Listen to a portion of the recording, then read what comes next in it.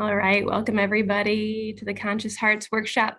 For those of you who don't know me, my name is Eri, like berry, cherry, Mary, fairy. I'm Eri, and I am just so excited y'all are here today. This is one of my favorite workshops to teach. I teach an in-person version of this in Bali at least once a month at a really cool venue called Yoga Barn. And this is some of the real roots of, I think, of a lot of the magic that happens in relationships.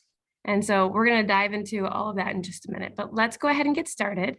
So if you've got your chat open, we'll start with just doing a little bit of warm up to get your brains going wherever you are in the world. What is your favorite flavor of ice cream? It can be vegan ice cream, sorbet, whatever you need to do. What's your favorite flavor? Chocolate peanut butter, salted caramel. I'm loving all of these so far. Cookie dough, yep. Strawberry and Rocky Road. I wouldn't put them together, but yes. Chocolate, lime. Catherine, I've never heard anyone say lime. Chocolate and ricotta pear. I've never heard anybody say ricotta pear either. This is great. Okay, sweet. This is working. Number 2, if you're ready for this one. What do you love? What do you love? It can be anything. You can answer that question any way you want. What do you love?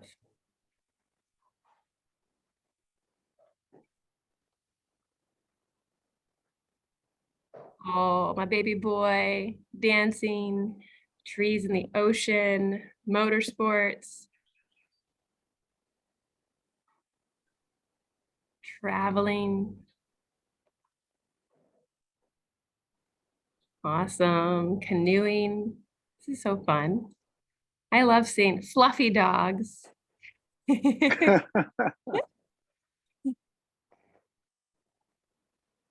in the river, having some good old puerty. I love it. All right. And the last warm-up question for everybody in the chat. Why are you here? Why are you here today?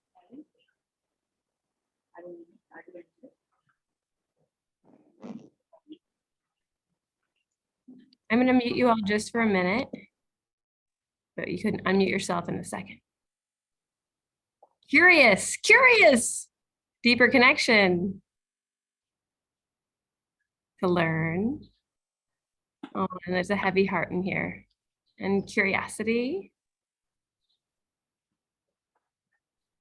to be a better person and partner.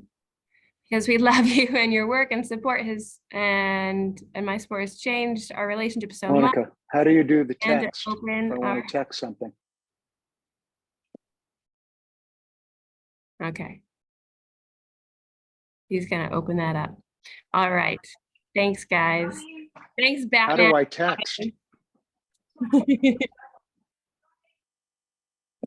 Eri, how do I text? Oh, Roberto. Okay, so what you're gonna do is go down to the bottom of your screen and you should see something that says chat. There's a little. It says live transcription has been enabled. Who can see this recording on? No, you should see a box that says chat, like a little bubble for talking. There is not. There's not a chat box. Not a chat box. Is Monica there? Yes. Can she help you? She's somebody who just came delivering things. So we'll get her when she's done. Okay. And somebody, and Cass, you guys didn't have a chat box either? To expand your views and learn. Okay, click on the 3 dots at the bottom. You're saying there's 3 dots at the bottom, and see if there's an option in those 3 dots. I'm gonna have you. Oh, the 3 dots are on my 3 dots are on the top. It says more. Yeah, try that and see if there's a chat option. Let's try there. Disconnect background. Meeting settings. Roberto, I'm gonna mute while you look around a little bit longer. I'm gonna okay. Okay. Thank you. Thank you. All right, everyone. Now we've warmed up with the chats. Now we're gonna practice using our voices. So if you would like to unmute when it's your turn, when I'm going to randomly call people, I would love to know, what is your name? Where are you currently sitting? Like, where are you sitting in the world? If you want to share. And then I'd love to know like your Facebook status. No, not your Facebook status, but your relationship status right now. Are you single? Are you partnered? And if you are partnered, are you on the call? Is your partner here with you on this call? I don't want to make any assumptions. Okay. So we'll start. And then the last one we're going to do is 2-word check-ins. What are 2 words you're feeling? So before we do that, let's take a moment to find out how we're feeling. We're going to show you how to do that. Go ahead and put your feet flat on the floor. I'll remind you of all these prompts in a moment. Feet flat on the floor, close your eyes, straighten your spine, and just take a few slow, deep breaths. This is where we get a chance to calm our nervous system. And just soften your belly.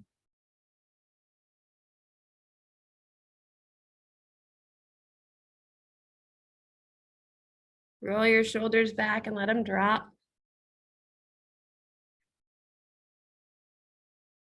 Wiggle your jaw.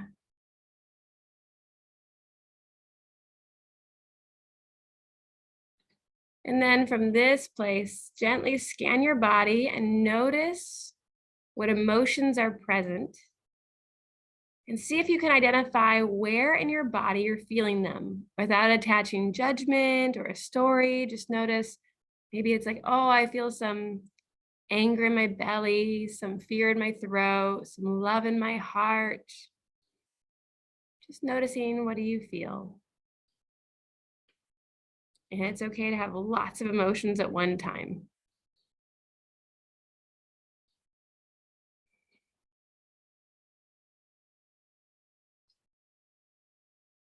Beautiful.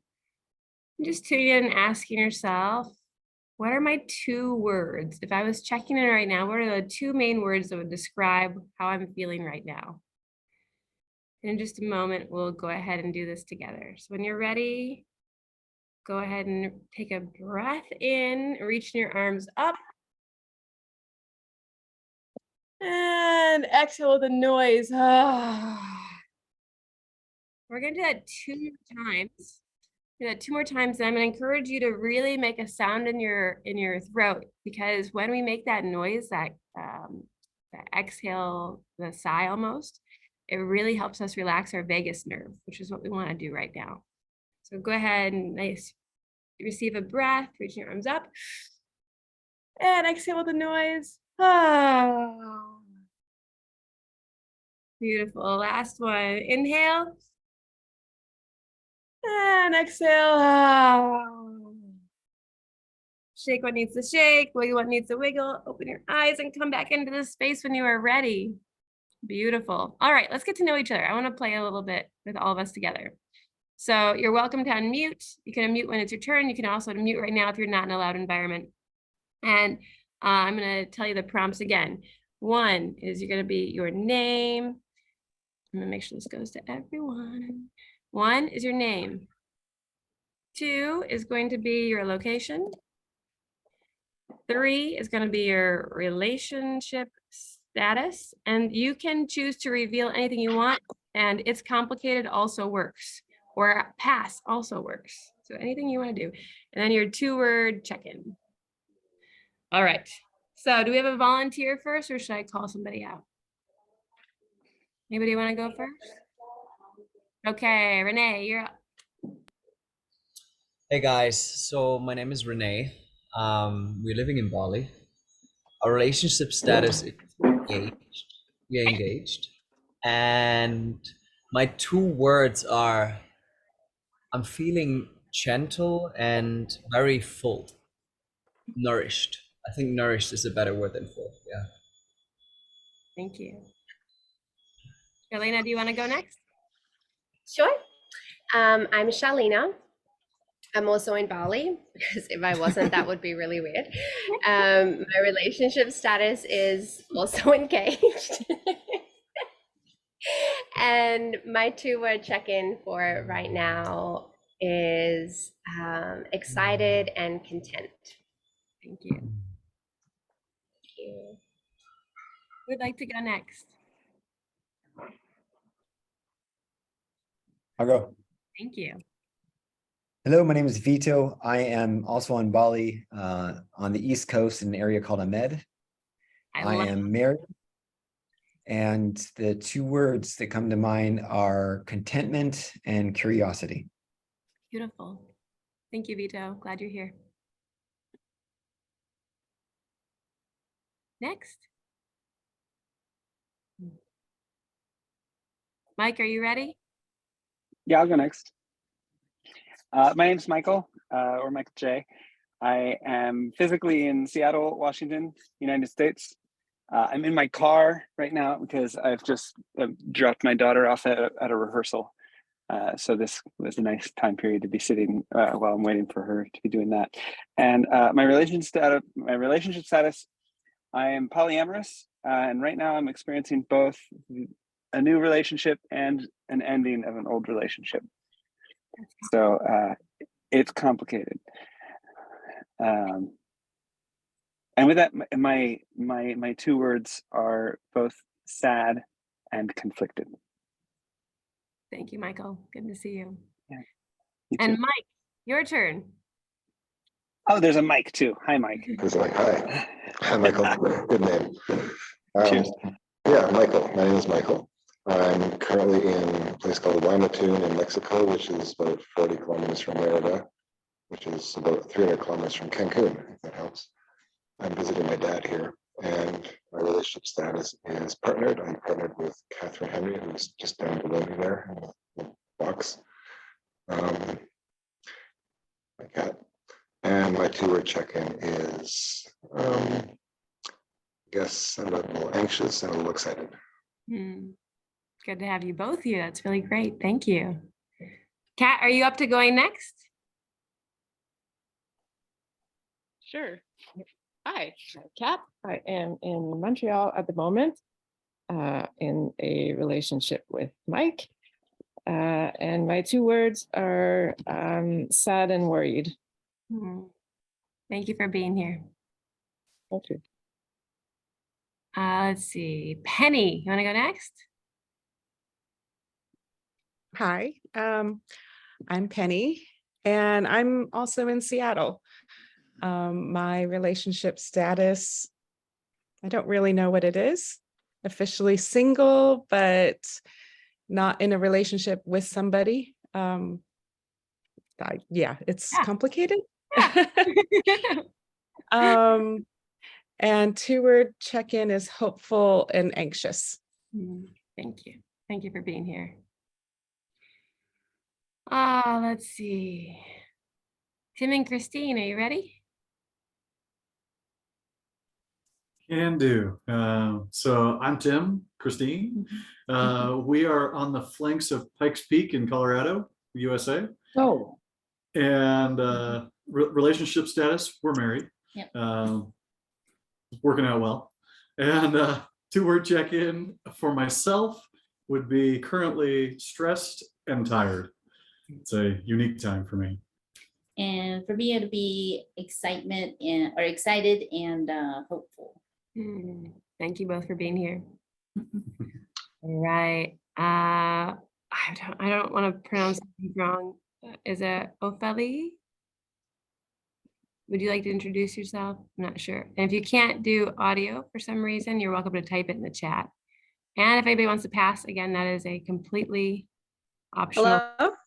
Hey. There. Hi. Hi, I am Opheli. Yeah, you did it right. And I'm currently in Bali.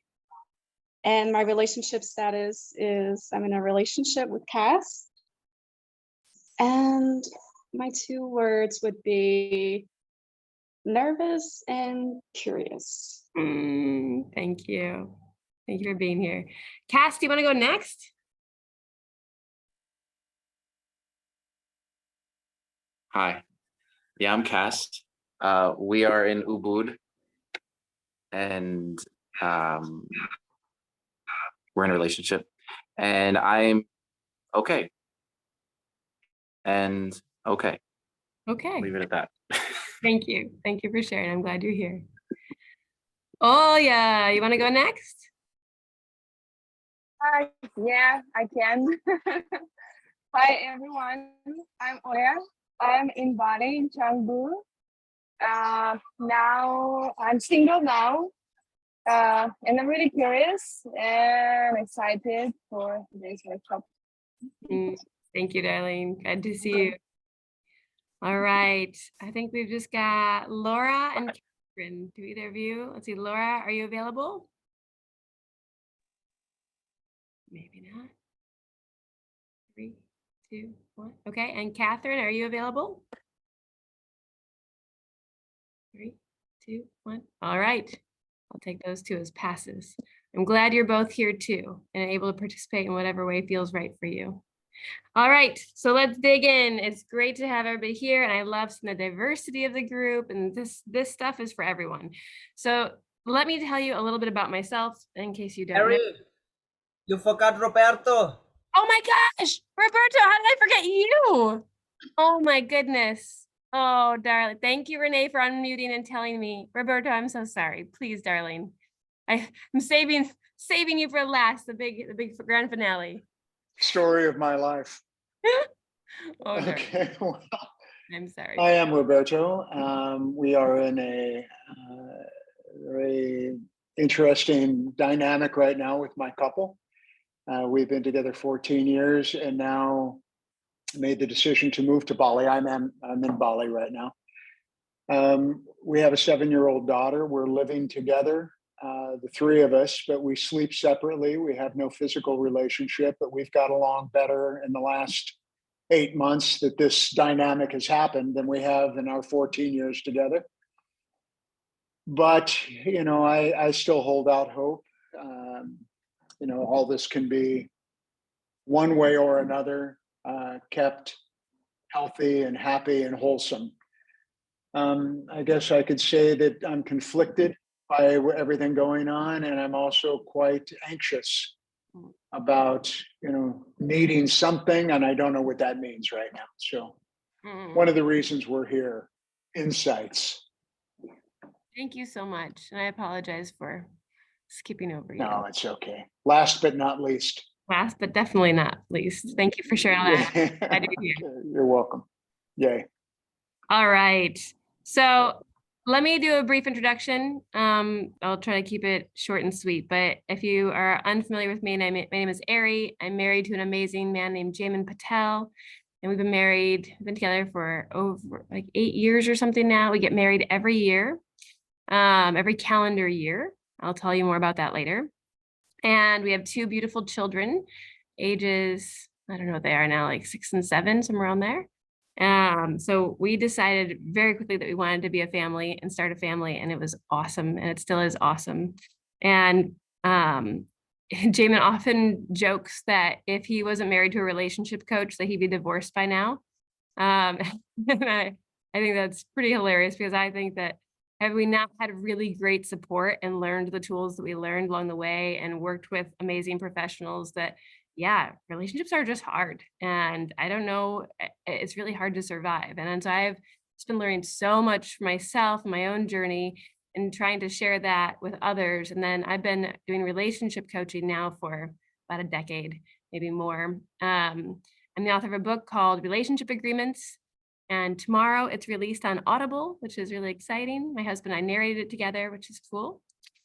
And when we met, we got married because we thought we were like the same person in different bodies. We thought we were like our histories, when we tell the story, it's like they match so perfectly, except for he was raised Hindu and I was raised Christian, but pretty much everything other than that was like the same. And so it felt like those similarities brought us together. And then over time, we realized, oh my gosh, we have so much not the same. We are so incredibly different. And how we think about things, how we feel things, how we communicate, how we process, like there's just so much that is so different. And we've had to really learn how to navigate that. And so it brought up a lot of friction. And we've been trying to be really open about the friction that it's caused and what we've learned from that and the people we've worked with and the tools we've gained. And it's just like, it changed our lives. And I remember I was already relationship coaching when I met Jamin, but one of the first things we did is, and I told him, I'm like, I need you to learn this communication tool. And I taught it to him, and he's like, nobody talks like that. Who talks like that? If I did that, it'd sound so weird. It wouldn't work. And so we went on like for a while. He was just adamant that that would not work, and he kept doing the things that he thought would work. And then finally one day he was so frustrated because he wasn't getting the result he wanted. We weren't coming back into connection, that he finally tried the tool that I taught him, and it was like instant, boom, the whole thing like went away. He's like, wait a minute, that just worked. That was so easy, but I kept on like fighting the idea for so long. And had I just tried it, like it was just so much simpler once I got it. So we found several of those tools along the way, and we use them all the time. And when people watch us talk, when they come over to our house, they're like, wow, you guys just speak so differently to each other and to your children. And I think it's really important. So especially if you have kids, almost all the tools that I teach are applicable for families, because it's so important that we model for people around us, for our friends, for our kids, what else is possible. So anyways, that is a bit about me. And yeah, I own a company called Relearn Love, and my team and I support people over the world learning about how to be in healthy, loving relationships. And that could be also being single and calling in a partnership. And what do you need to shift in yourself to get ready for that? So let's do a quick activity. If you want to get your notebooks and pen ready. And on this one, you can choose to write it out if you want, or you can just choose to think about it. Up to you. This is a self-reflection. So the question is, and you can do with a partner if your partner is there. I wouldn't recommend doing this one with your partner. This one's a little bit more internal for right now, okay? So the question is, what is your number one frustration about love and relationships? You just get to reflect on that. What is your number one frustration about love and relationships? I'm going to give you about 20 seconds.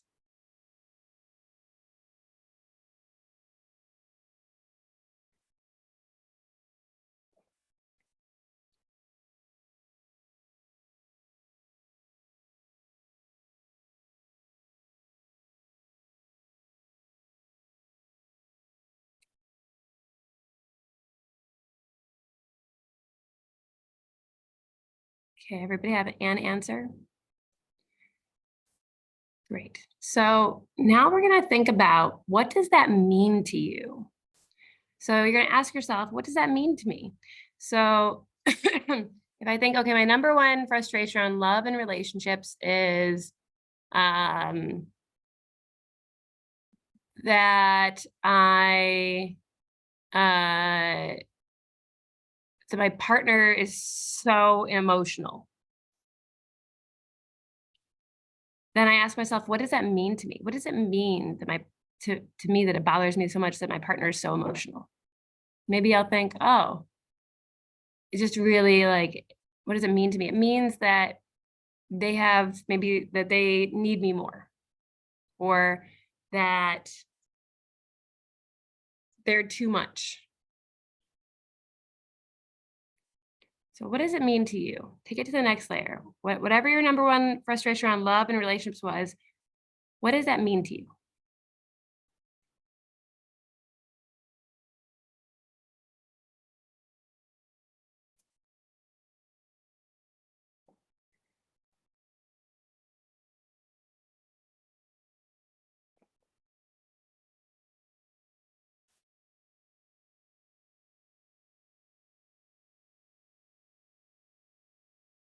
When you're ready, when you have that answer,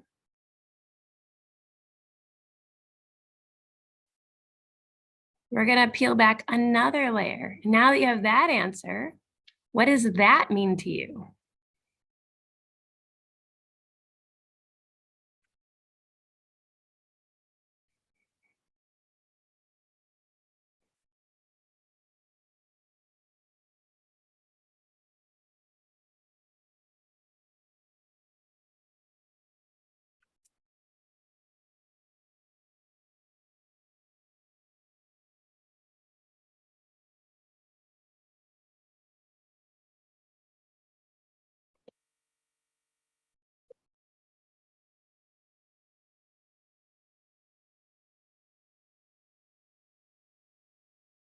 When you're ready,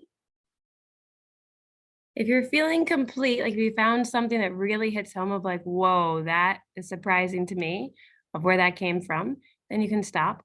But I'm gonna invite you to do, we're gonna do 2 more layers. So if you can go a little deeper, go a little deeper. What does that mean to you?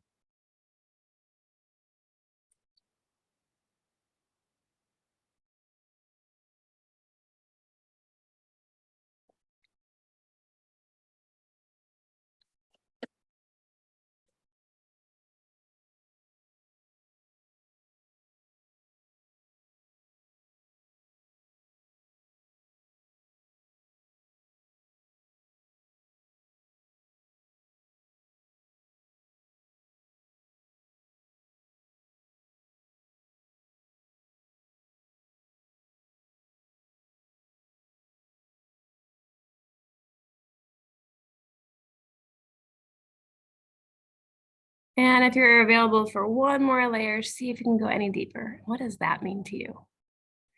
And we'll come to your, when you find your pausing point, you can tune back in, but see if you can go as deep as you can.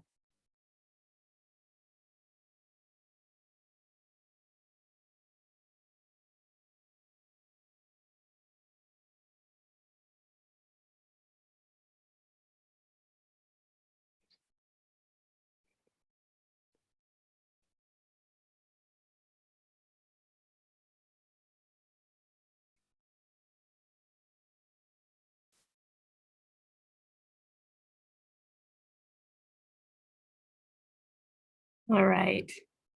We love to make meaning out of things. So for me, when I started this practice of what am I so frustrated about, it usually began with something about the other person. And as I got deeper into the meaning, I discovered it was usually something that hit me really deep, like, oh, because I'm afraid that I'll be alone, or I'm afraid that I'll be abandoned, or I'm afraid that I'll never be good enough. So I'm curious for you, if there's anybody that wants to share, how did this go? You can unmute yourself and let us know. Is there anything that, yeah, how did this exercise go for you?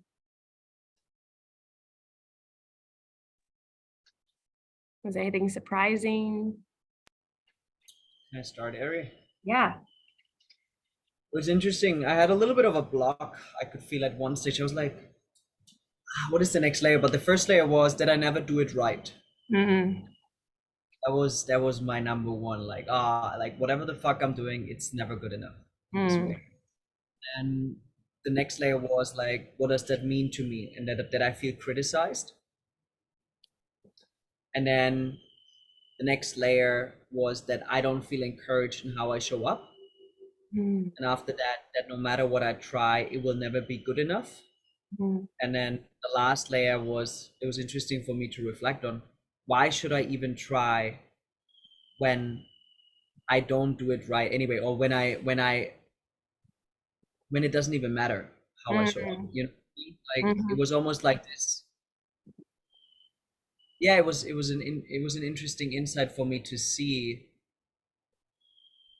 Also, like looking back at our relationship, I think where I sometimes didn't lean in the relationship because that core belief was already there. Why should I even try? Because like, you know, doesn't make a change anyway. It's wrong anyway in this way. So, right. Yeah. Which is kind of self-sabotaging then, right?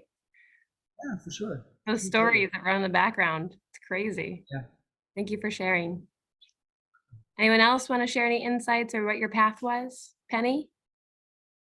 So mine was a little sad.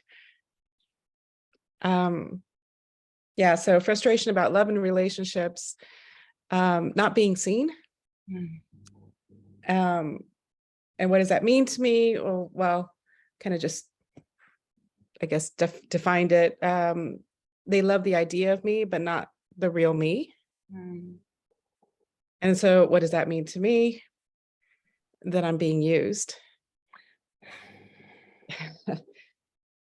And again, therefore, I really can't trust anybody. And that I'll always be alone. Yeah. So a little sad. Yeah. Thank you for sharing. I think for most people, when we get down to these core wounds, they are sad and they're heavy. Thank you for doing the work and going back deeper and deeper and deeper. If anybody else wants to share, we have time for one more. Otherwise, we'll move on. Yeah, Tim. Okay, I found this pretty interesting. The first thing that came to mind, number one frustration, was blaming, and it's not, it's both that I do it and I don't like being blamed. So the whole dynamic, and I know I do it, and it's silly. And then I thought, well, okay, so what does it mean? We externalize cause and become victims. Like, well, if I'm blaming, then I'm the victim, and while demonizing the other and saying it's your fault. And then that pulls us apart. And in doing that, the next layer was we're giving up on our own power to be awesome together. By blaming, it's like, well, now it's your fault, so I can't fix it. So now we can't be awesome. And so we stop striving for amazing because we just accept that the shit is what it is, because I'm blaming you and I can't do anything about that because it's your fault.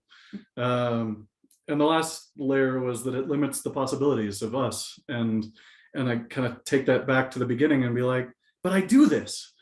I do it all the time and it's stupid. So yeah, I just thought that was an interesting connection. Like, I'm limiting my own possibilities by blaming someone else for the problems.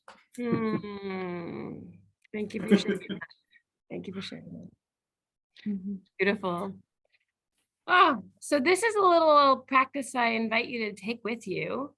When you notice you're having this this frustration coming up, it's like, okay, well, pause and just look for the deeper meaning. Start peeling back and finding out what is it that, and you get to a lot of times the frustrations we have are more heady, like they're more up here and they're very charged. And then when we peel back the layers, we get down and more into the body and the heart. And that's where it just it's like this dull ache that's probably been there most of your life. That there's something that's deeply in pain. And we don't know how to express or how to tap into that part very easily. It takes a lot more work. And so this is what we're going to keep coming back to, because if we're operating from up here, then it's really hard for our bodies want to connect with anybody else, especially the person who feels like the trigger is from. But when we're down here, our nervous system is able to relax more, which invites other nervous systems around us to relax and be open to receive and to hear and support each other. And so this is really a lot of the work around learning how to really have healthy love is around learning how to relax your nervous system so that you can actually open up to each other. So much of us are walking around, in fact, all of us are walking around with some sort of trauma in our past. It could be small, it could be really big. We're just going to learn new ways of relaxing into ourselves and sharing what our truth is with compassion. All right, I invite everybody to receive a breath and exhale the noise. Give a little shake and come on back into the space when you're ready. So I want to take you guys on a little guided journey, because we're always trying to seek meaning. And I'm going to help you understand a little bit more about where some of your meanings first were learned from. This exercise you can do with your camera on or your camera off. You may want, for some people, you may want some tissues. I just want to let you know, I'm going to take us into a practice that for some people is a little bit harder than others. And please know I've got you. And if it brings up anything that you want to talk about after the call, I can hang around afterwards and just be with you. But know that you're supported and you're safe. And I'm going to bring you back into this present moment with care. Okay. So I invite you to get comfortable, whatever that means for you. You can lay down, sit up, whatever feels nice. And close your eyes. And we're just going to go on a little journey to see where we can really begin looking for what we call the family of origin. And the family of origin is where we learned about love and relationships in the first place. So closing our eyes down, taking a few slow, deep breaths, I invite you to start remembering your childhood. Sometime before the age of 7, ideally, but wherever you want to go to is fine.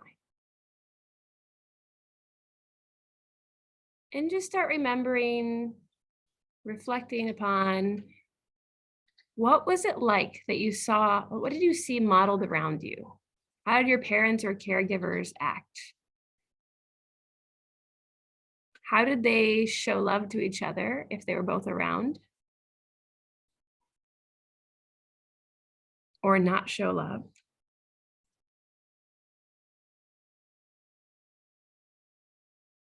How did they communicate about the other person in front of you or to their friends?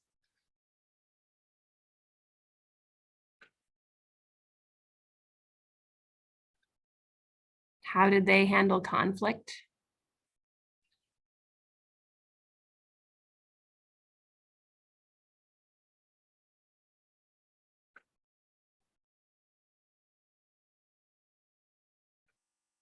How did they show physical affection?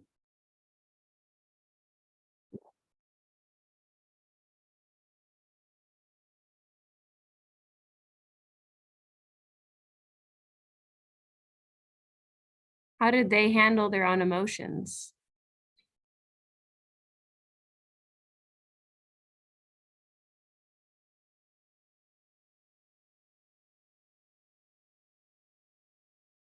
And then gently begin to expand your awareness beyond your caregivers. And just noticing what were the other messages you received, maybe from your neighborhood community, your religious community, when it comes to love and relationships, what a quote unquote good relationship was supposed to be.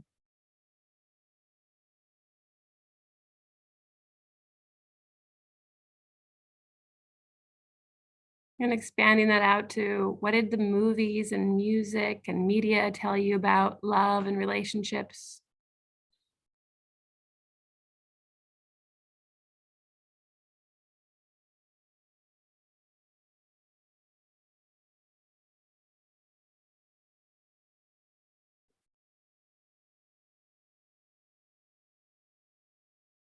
And just see if there were any other influences that really influenced you, memories that you're having of, oh yeah, this is what I thought was supposed to be love and relationships. Or this is what I never wanted to have when I grew up.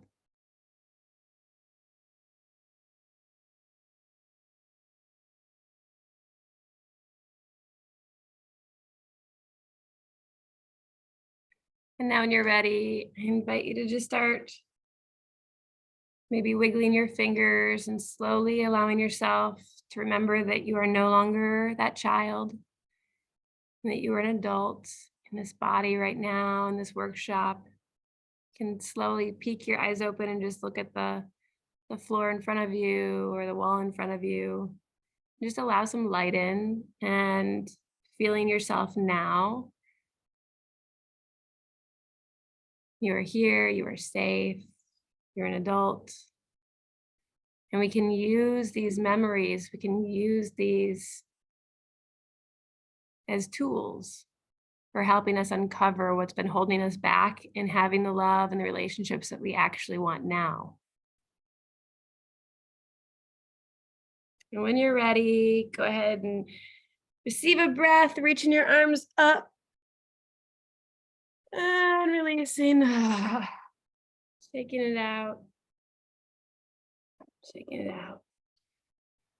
And when you're ready, come on back into the space. If you want to turn your camera back on, I'm curious if there's anything that struck anyone that they want to speak into, they want to share about messaging you received and how it might have impacted your life now.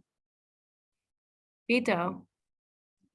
Yeah, it was interesting for me. I was going through my past, and I grew up in San Francisco, California, and you know, I was subjected, or you know, had the privilege of observing American media and movies and all that, and yeah, that was pretty typical. I kind of knew all that, but what it made me realize was my wife, who is Moroccan and grew up in France and is from a Muslim family, she just had a completely different packet of information and exposure. So, you know, from the base level, we've come from two, I mean, probably diametrically opposed posts in the world.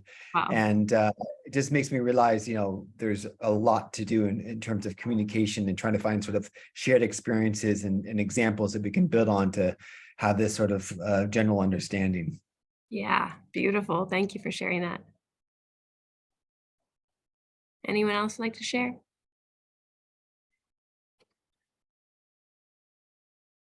And it may even be a lack of memories.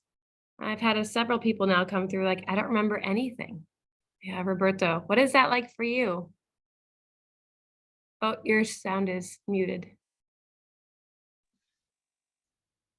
Well, that's frustrating for me because I don't remember much of my childhood from 10, 12 years old. I do know these, you know, the bits I do remember. I know my mother and father were both alpha individuals, coming from, you know, a German, very tough and rigid background. My mother, very Italian and very loud and very aggressive. So I know my mother got sick with MS when I was around 4.5, 5 years old, which then, of course, completely turned the dynamics of my family around, to more fear and less violence. There was a lot of violence in my family. Violence meaning that, not that I ever recall being beaten, but there was loud, angry, combative environment. My older sister, you know, went through a lot with that when they were both healthy. I can't say happy, but healthy. So I think a lot of that has definitely, not a lot of it, it's all where I'm manifesting all of that in my relationships as an adult. You know, my patience, my anger management, certainly better now than it was 25 years ago when my first fairly long-term 20-year relationship that I had. So I wished I could remember earlier. I do feel that I'm not sure how to approach that. I've tried different therapies such as hypnotism, you know, laying on the couch. I've worked with you, and on and on. And I just can't. There's still, it's a blank. You know, that those pictures are non-existent. I don't know if that's good or bad. Do I need to see it all to understand what I already know? You know, I guess already knowing meaning that I see the patterns. I've heard enough of my family. I've heard enough from my siblings to understand where my dynamic is on how I deal with my own life and my relationships. And so I don't know, is it important to see it and feel it? I don't know. I keep going back in the circle of, oh, here I am again. And like this exercise. So it's like, I see nothing, you know. What do I feel? I can't even say I feel sad. I just feel like it was what it was. And, you know, you are living with that input. And here you are passing it on to your children, passing it on to your relationships with your couple. And that's what I've been dealing with mostly, is how to change that dynamic of intolerance, of patience, of dealing with criticisms, dealing with, again, big time for me is anger issues stemming from all of that shit. Right. But here we are. Yeah, thank you for sharing. It's big. It's big. Even the absence of memories is really big, right? It's like, oh, there's a lot there. And our bodies and brains are really smart and they want to protect us from trauma. And a lot of times the best way to protect us is to lock it away and then make sure we can't access it. And it takes like doing a lot of work with skilled trauma professionals to even go close to that for most people. So thank you for sharing that, Roberto. It's really important that people know that it's okay if you didn't even remember anything. Anyone else want to go? Otherwise, we'll transition to the next. Yes, Renee. Like, it's a funny thing for me. What came up was like, how fucked, I mean, there are, I think, also a lot of stories and memories attached to that, but like how fucked up my childhood was. Like, I'm just looking back and I'm like, you know, just especially my mom and my dad, like my biological father and my mom, I think until I was 2, it was just violence, it was cheating, it was really like there was no harmony, like the emotional expression. There was everything that comes to my mind, and maybe it's also just the story I'm holding on to and the way I look at it. But everything that just comes to my mind, I have to think about things that are positive, and maybe the thing that was positive was me climbing in the room on top of like shelves. That was the positive thing I had throughout that time, and the rest was mostly around screaming at each other, a lot of anger, violence, like physical abuse, like a lot of things, and it just makes me sad, and also at the same time so grateful, because like Shalina just said, when she laid down, she said, like, you know what, we're breaking through that cycle, you know what I mean, like really in our dynamic, and to really work on that shit. So yeah. Wow. Yeah. Thank you. Thank you for sharing. And that's just it. Like, we all learned love already. Like, we all learned it from somewhere. And we learned what relationships is somewhere. And guess what? For almost all of us, we didn't learn the healthiest approach, and we didn't learn the most peaceful, easiest way to get what we want and feel loved and be seen and be heard. And so this is our chance now where we actually get to notice what we learned and say, I'm going to unlearn all that crap. I'm going to relearn something that actually works. I'm going to learn how to love. And so that's what we're all on this journey. And that's the reason why I started Relearn Love, is like, we all need this. We all have this crap that, had we been taught it well by our caregivers and parents, had we been taught it in schools, we wouldn't be here right now, probably. So it's okay. It's not your fault. We're all in the same boat. I blame Disney. You know, all you have to do is find your prince or princess charming and ride off into the sunset, and then it's done. Like, screw that. That's not how it works. So, all right, let's take a quick stretch, because we've been on this call for a while, and I want to keep us moving. So just stand up for 10 seconds, shake it out, get some fresh blood flow. Shake your booty. Stretch, stretch, stretch, shake, shake, shake. And when you're ready, we'll see the breath. Chill. Beautiful. All right. So,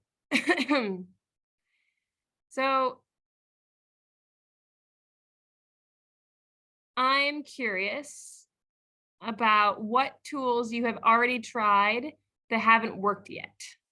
So you can type this one into the chat. If you've ever tried anything to figure out love or relationships and they haven't quite worked, what have you tried? Podcast, book.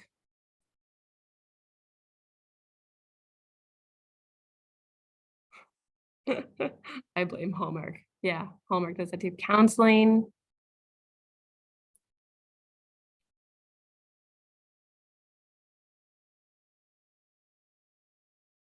Anyone ever been to like a retreat that makes you feel super high and like you've got it all, and then a month later you've forgotten everything that you said you were going to be doing?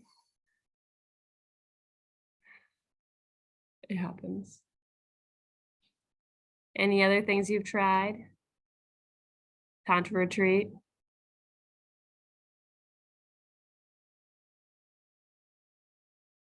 Yeah, so for most people, we are seeking, we're trying to figure out Google. Yes. Nonviolent communication, Gottman's 4 horsemen of the apocalypse, mushrooms, so many things. This is great.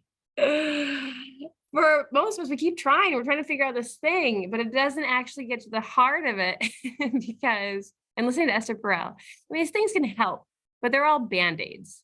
They're all like, they can help us a little bit along the way. But what happens is, for most of us, we didn't actually relearn love. We just picked up a tool and didn't actually figure out how to embody it, how to change the system. So let me quickly walk you through what my model is. And it's called the Relearn Love model. You can write this down. There's 4 C's. There's 4 steps in this process. So to relearn love, the first step is curiosity. I love that so many of you got on the call and were like, why are we here? Because we're curious, because that's step number one. And guess what? Not everyone even gets to step number one. There are a lot of people who are totally okay with their view of what love and relationships could be just being meh.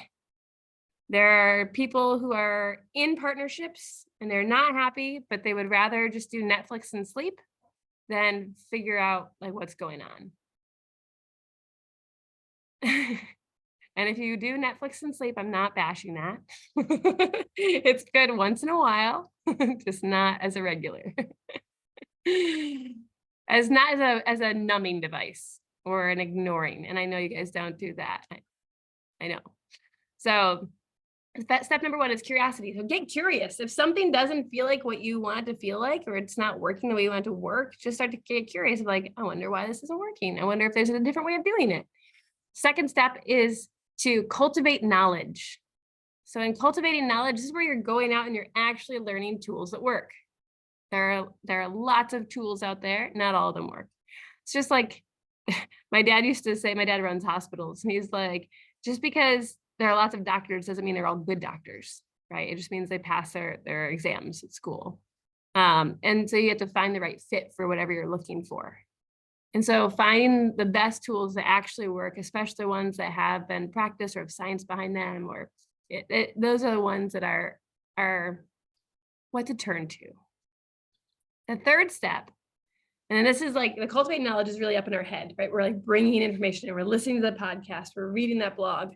And the third step is to change. Change means we're going to bring it out of our head and bring it down to our body. We're going to make it like somatic practice, in the body practice. This is where a lot of people fall off. At each step, a lot of people fall off. First, some people don't get curious. Second, some people don't want to learn the thing. Third, they don't want to do the thing. So we learned it, great. We both listened to the audiobook at the same time, yay. But if you don't actually make a plan that has accountability in it and you're not practicing the tools, then they're always going to feel awkward and it won't work, because if you try to use them in the time of desperation, you don't have the ability, the mental capability to function. If you're like, oh, we've got this great tool for resolving conflict, we'll save it for the next time we explode. It won't work. You can't learn in that moment. You're in fight, flight, freeze, or fawn. You're triggered. So you have to learn these tools now and be practicing them, making them a culture in your life. Whether you're single or partnered, you need to be doing this in real life. So it becomes a way of being. Once it's a way of being, here's the last step. The fourth C is celebrate. And this one is equally important as the other ones. And a lot of people fall off here too. Because we live in a society that is so focused on continuously improving things. So guess what? You will never be good enough. You'll never be good enough if you're following society and what they told you to do. I mean, we have this thing that was already laid out for you. It's the relationship escalator. I don't know if you've ever heard of this. Relationship escalator. You probably were already told in some way in your life that all you need to do is go to school, get into a good college, get into, find a partner, get married, buy a house, advance in your career, have 2.4 children. I don't know how there's 4.4. I don't get it. But 2.4 children and a dog, and then retire and go play golf. And it's like, there is something already laid out for you in whatever culture you come from. And part of our memories, part of our training of what love is supposed to be and what our life is supposed to be involves just continuously going, and we don't ever stop to celebrate. If we get the promotion at work, it's like we might go out for a drink to celebrate, and then the next day we're back at it, we're learning a new job, and then we're trying to figure out when you're going to get the next promotion. And it's constantly going, going, going. So if we're in that rat race, then we're never good enough. The second C. So the first one is curiosity. Second one is cultivate knowledge. Third is change. And fourth is celebrate. So if we don't actually pause to celebrate, then it doesn't get embedded in our system and we don't get a chance to exhale.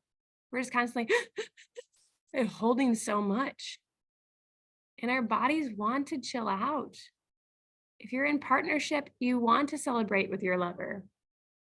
If you are single and you just took a big step that's important for you, take yourself out on a date and celebrate that thing that you just did. Maybe you decide you took yourself to like a social networking event where there was potential of meeting somebody that you had something in common with. You did that scary thing. It's like, celebrate. Give yourself that bubble bath you wanted, that you would love. This is really important. So I will pause there. So those are the 4 C's. I really want to talk about the 3 big shifts, because time just flies. I'm like, really, it's already been an hour? That's crazy. So I want to talk about the 3 big shifts that I talked about that are really going to help you open things up and experience more of the love and the relationships that you each want. So here's the first big shift. The first big shift is to question why you're doing anything that you do. So again, I just referenced the relationship escalator, but really getting curious about, like, why am I doing this thing? Why do I think that I have to be a certain way? Is this really what I want? And again, the first step of curiosity is one of the most important ones, because not everyone gets it. Not everyone has it. So if you have it, which all of you do, if you're on this call, you already are curious, is to continue exploring that curiosity. You get to create your own adventure, which is really important. So for example, when Jamin and I were first looking at getting married, we were curious about, what are all the traditions that go into a marriage? What are all the things we might want to do? And one of the things that came up was the topic of wedding rings. And we both started exploring, like, where does this idea come from? What does it mean to each of us? What does it mean to each of us? It was the big one. And it didn't really resonate with either of us. And I'm not saying wedding rings are good or bad. I'm just saying, for us, we got curious about, is that really what we want to do, or is that something we were told to do? And why? And so when we started explaining it, we decided, this doesn't really jive for us. We really want something that doesn't feel like it's, I think sometimes a wedding ring can represent something more like ownership, or like a collar. And I love collars in kinky settings, but in terms of going out in public and declaring that I belong to somebody didn't feel right for me. And it can be right for many people, but for me, it didn't. So I had to question it and say, what would feel right for me? And we decided to do something different. So we got matching tattoos. And our matching tattoos are a symbol. It's like an ampersand infinity sign. And for us, it's our life values individually and as a family. So for a while, we had a YouTube channel called The Life of A&D. And it's this idea that we can have it all. We can travel the world and be parents and do meaningful work in the world and still have passions that we're individually excited about and still having a loving relationship and instead of all the ors that our society usually feeds us. And so for us, it was like, well, this is what's right for us. And we really want to do that. And even when we were looking at wedding vows, it was like the traditional thing is until death do us part. And we both were like, we can't promise that to each other. We can't promise. Like, a lot of people think they can promise, and the divorce rate's at over 50% right now. So it's a lot of broken promises. And so for us, it was really questioning, is that something we can do? And is it what we want to do? What feels true for us? And so for us, we chose, hey, we can commit to being together as long as we're serving each other's highest good, as long as we're really growing together and sharing this journey together. And if it gets to that point where it's not, we'll talk about it and we'll do whatever work we can do to see if we can get back on that path together. And if not, then we'll find a way to consciously uncouple. And that feels so true. And that doesn't feel like I'm hanging on a false promise, or that I would do something that I'm resentful of because I said I would. And so for us, that was one way that we needed to really question what we're being told and create something that works really well for us. Does that make sense? Okay, so I'm going to pause there. So the first shift is question anything that you do. Are there any reflections or questions on that?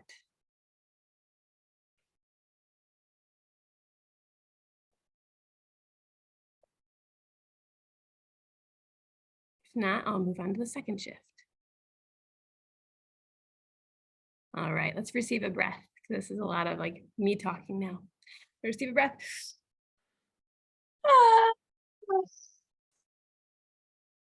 Okay. Type for one if this is resonating with you in the chat. If you're like getting it, type a 1. If this isn't landing, you can just be quiet or type a 2. Either one's fine. 1, 1, 1, 1, 1. Thank you. Great. All right. Second shift. Second shift is I invite you to follow a new model that really aligns with reality versus what you see in romantic movies. My tattoo is on my ankle. I'm like, can I show it to you without flashing the screen? This is going to be bad for anybody I'm recording. We'll see. Here's my tattoo. A little ampersand, infinity sign. Jamin's is also on his ankle, but on a different side. All right. So the second shift is to follow a new model that aligns with reality versus the romantic movies. So I'll give you an example of this one. So for us, we saw, you know, in most movies, couples share the same bedroom and everything looks so perfect and the bed is always made and it's like, that's the way to do things. And for us, we've been together for many years and kids and all the things. And we just were hitting up against a lot of frustration and resentment on the daily. Because for me, my idea of a perfect room is one that is like a cold, dark cave. I wanted to be like freezing cold, blackout curtains everywhere, white noise machine. So I feel like I'm in a cave and a windy cave and I can't hear any. In Bali, there's roosters and construction and dogs all the time. So I don't want to hear any of that. So I have to turn on the white noise machine. I bundle up in my blankets and I pretend I'm back in Michigan where I grew up and I fall asleep and I sleep like a rock. And for him, oh, and I also love pillows. I love a lot of pillows, like ideally 10. I would just make a nest of pillows around myself if I could. And being pregnant, I loved it because it was like culturally extremely acceptable to be surrounded by pillows when you're pregnant. And I'm like, but I just want to do this all the time. and you know, and then move a pillow out of the way to snuggle with my husband. But then when we separate to like, you know, sleep, I'll put the pillow back. And so it was a little bit of a thing. So I like my pillows set up in a certain way. So when I wake up in the morning, the idea of making a bed sounds terrible to me because that's so inefficient. In a few hours, I'm going to go back and have to arrange all the pillows again. And for what? So it doesn't make any sense to me why anybody would make it. Whereas with Jamin, he loves to have the windows open and see the sunlight and hear the birds in the morning. And he wants to have nature's air coming in and sleep in a nice tropical Bali environment. And he grew up in a hotel, like his family ran a hotel. And so he is the master of making beds and he loves seeing a perfectly made bed. And so imagine every day, one of us had to be in this, didn't have to be, but one of us usually felt pretty annoyed and resentful that one of us was winning.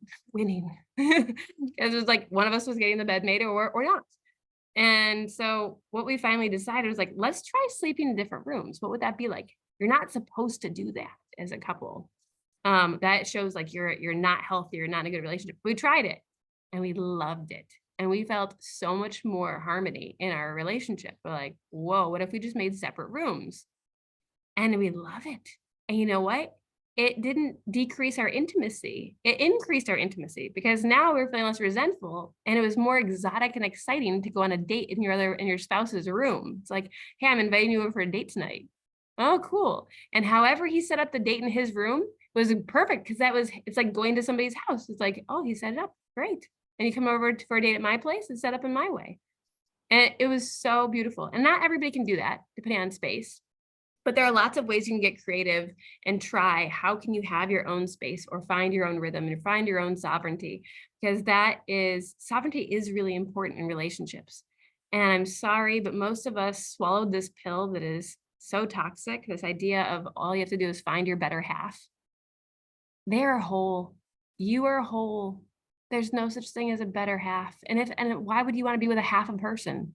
So it's like really start to look at what are these cute little quotes that people use all the time, and say, is that really what you believe, or is that just something cute that you've swallowed? Thank you, Laura, for dropping the one. If this resonates with anybody, if anything I say resonates with people, I didn't show you this already, you can do sparkle fingers like this and be like, oh, I totally get that, and that resonates with me. Or you can drop a 1 in the chat and say like, that resonates. Okay. And so sovereignty was a really big one for us that helped us shift our model and learning how to really be in alignment with the reality of life. And it even happened for us in Santa Fe. Like, we went to go visit his family when I was very pregnant, or his friends when I was very pregnant. And he had planned this whole thing of like, oh my gosh, we're gonna go. And I planned this whole trip out, and we're gonna see all my friends. We're gonna go this house, this house, this house, and we're all gonna hang out. And I was like, I'm gonna sleep. I'm gonna just go sleep now, and I'll meet up with you later. But I need to do this for myself. And he was so hurt and so offended and couldn't believe that I wouldn't follow along on this beautiful journey he had laid out so I could meet all of his people. And the old version of him would have been like really hurt and feeling like super triggered and abandoned.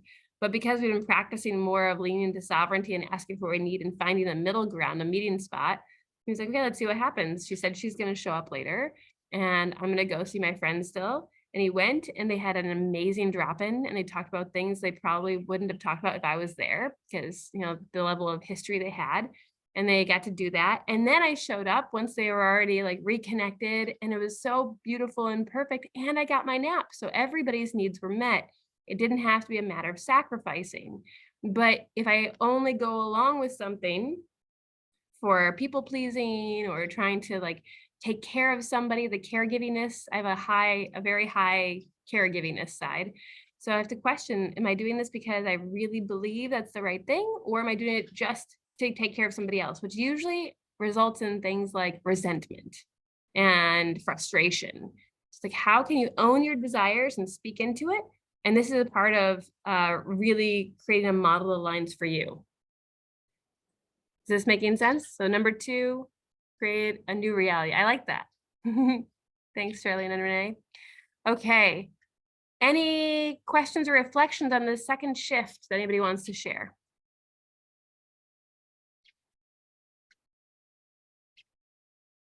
Good. Everybody good? Oh, Charlene, you have something?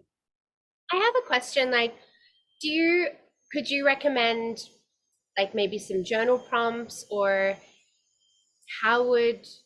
what would be the best way to go about like figuring out what it is that we might be doing that is against our own creation, but we might not know it? Yeah, I love that. I would say one of the things you can do is just look at your everyday life and see if there are any key words that you guys are using regularly, or sit and talk about so keywords using regularly, like especially you two are engaged. Well, just begin to get curious about that and question, what does engagement mean to each of you? So that's getting curious, the first step. And then say, is there anything that we would do differently apart from what we're doing right now around being an engaged couple?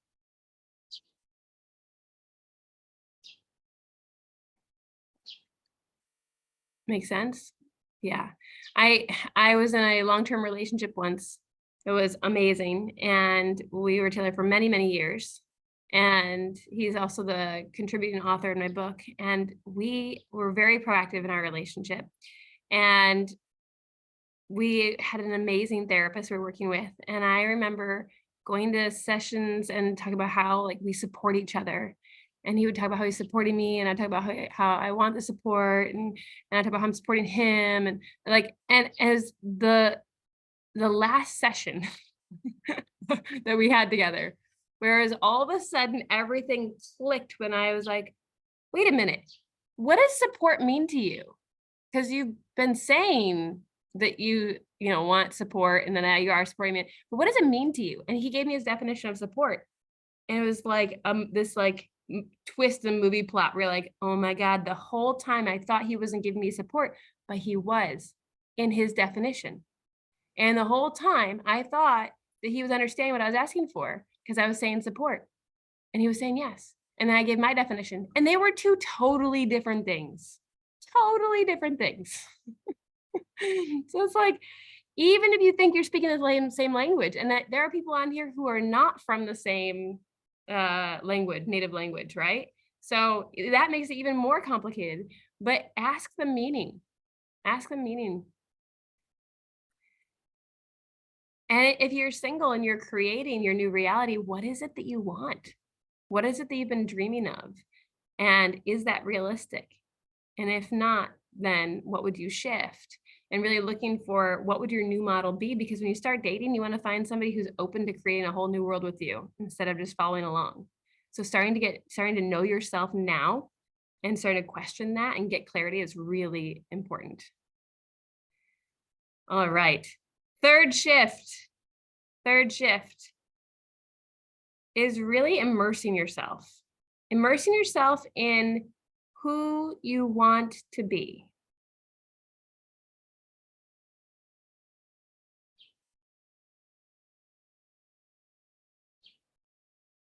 So it's like, you don't even know it's possible, but once you know it's possible and what's accessible, then you can get really excited to shift things. So let me talk about Fred for a moment first, because this is important to know about. So there's this idea that I like to call it Fred. And actually a mutual friend of Michael and I is one who introduced the concept of Fred to me many, many years ago. And I was living with this amazing couple, and I noticed in their calendar that they, every Saturday morning, it had something that said, take Fred to the zoo. And I'm like, who is Fred? And why do you guys go to the zoo every week? This is so weird. And they're like, no, Fred is our relationship, and we're just making time for our relationship. And it's so true. Like in any partnership, there's you, there's your partner, and then there's this third entity that gets created, and this is Fred. And for them, Fred was a little fuzzy blue monster that they envisioned, that they created as like a reminder of their relationship. And they were taking care of this little fuzzy blue monster because it's much easier to imagine feeding and nurturing something outside of yourself sometimes than taking care of you and me. So how do we balance that?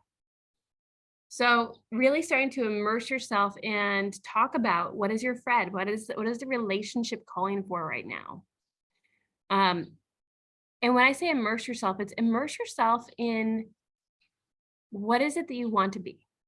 So, there's that saying of like, you are the sum of your 6 closest friends or whatever that is. And it's like, well, in so many ways, the people you hang out with are a reflection of what you actually like, where you're going, what you want next.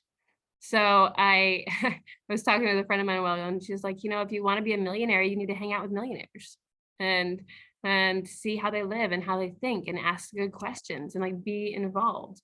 And I was like, that's so true. And if you want to be in a healthy partnership, you need to look for those role models. Who's doing it well? And how can you be around that more, that energy more, and ask the questions and learn from what they're doing and see their mistakes and just like learn from that energy. And I half jokingly say, like, another participant once called out in the middle of the room. She's like, yeah, single people keep people single. And I had to laugh, but it can oftentimes be true. If you're like, I want to call in a partnership, but you're only hanging out with single people, then it's going to be really hard, because oftentimes it's like the single women hang together, the single dudes hang together. You're not actually like in the energy of the co-creation of a partnership. So how can you actually be around couples who are doing the healthy relating thing? We had a ridiculous situation. Somebody took me far too seriously once, she was single, and she said, hey, I really want this, and I really want to hang out with you guys. So next thing I know, she's like, can I please have you over more? Can we hang out? I want to get to know you. I want to just be around your energy. And we were like, yeah, let's do it. 4 months later, she was in an epic relationship. And I don't think it was just us. I think it was the mentality of like wanting to go out and find that and be in that energy.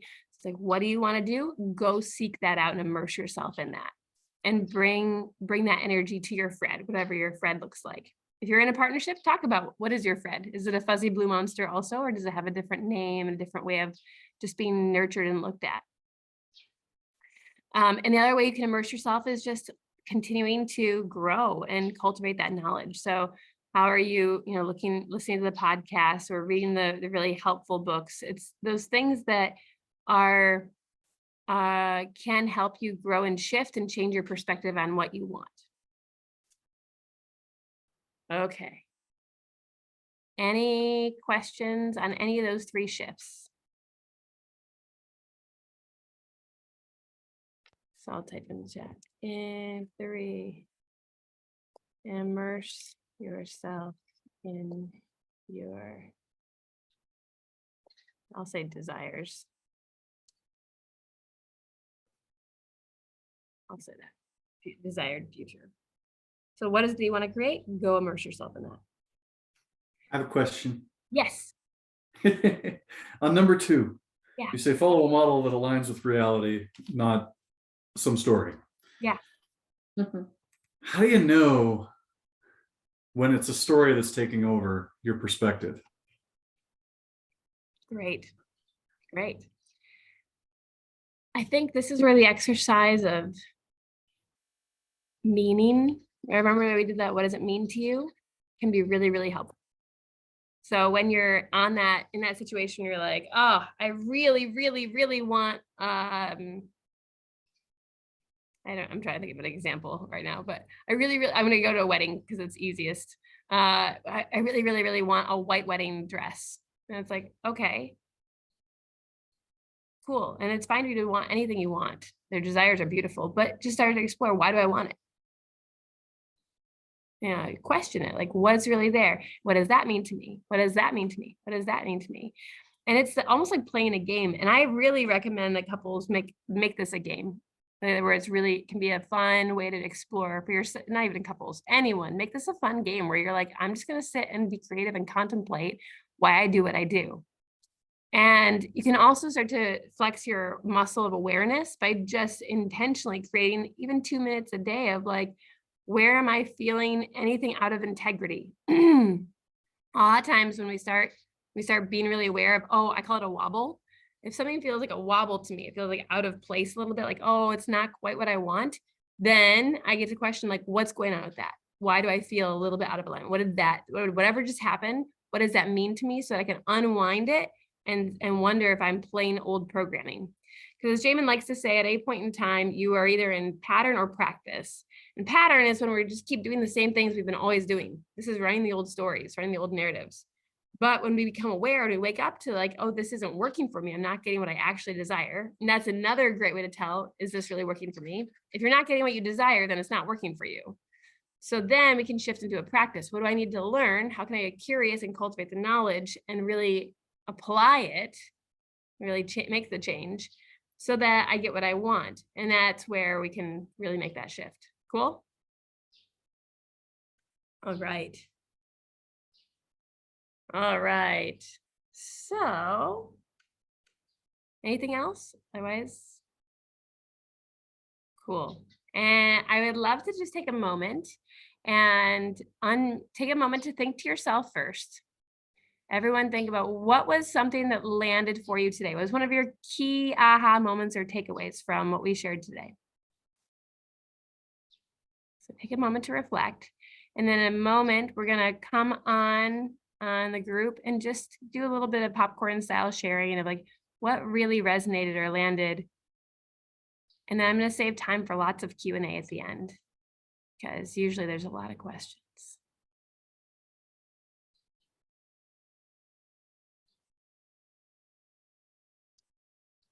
What's one thing you're leaving this workshop with? Any big ahas?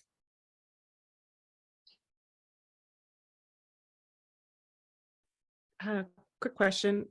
What Yeah. was Jamin's quote again? If you're not in practice, you're in what? Pattern. Pattern. Thank you. Mhm.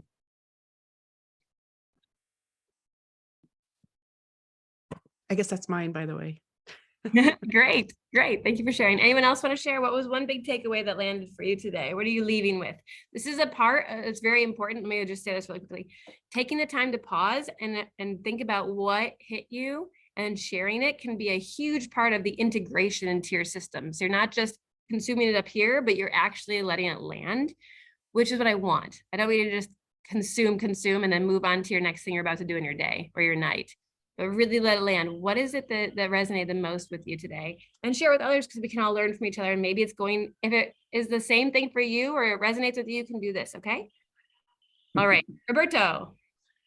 Well, if you can hear me, your comment, immerse myself or immerse yourself in your desired future.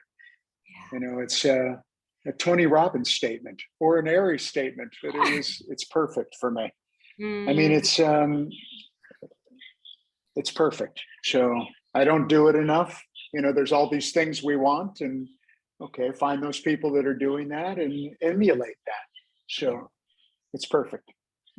Just got to make it happen. Yeah. That's the thing. You got to get it in action. Yeah, exactly. All right, who's next? Oh, wait, hold on. I want to do something. I love this part. And for some of you who've been around me for years, you're gonna know this. So we're gonna keep it alive, the tradition alive.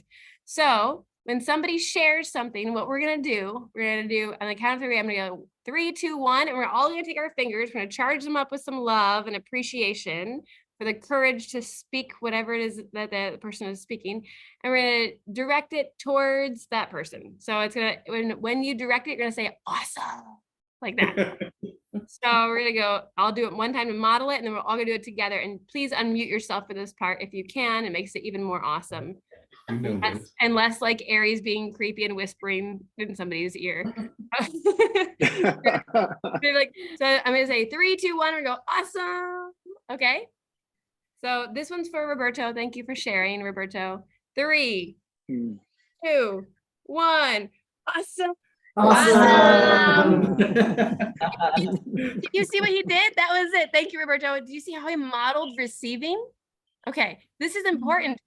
Many people struggle with receiving. It is so much easier to give, but it can be so much harder to receive and really like take it in. And that oftentimes can cause a lot of tension in relationships too. So I invite you, if you decide to share something today, to just open your heart, open yourself to receive, and just take it in. You don't need to redirect it back and say, oh no, thank you for doing that. Or your hair looks good. Instead, just be like, thank you. Thank you. Cool. Thank you, Roberto. That was so beautifully modeled, and thank you for sharing. All right. Thank you. I think, Tim, you were up next. Yes, well, Christine. Christine, yeah.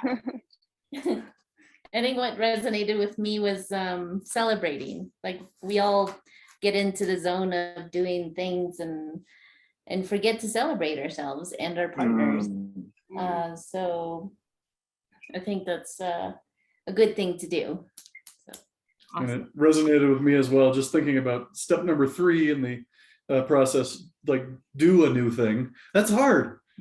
It's a lot easier for me to learn the thing, but to actually go and do it, man, what a pain.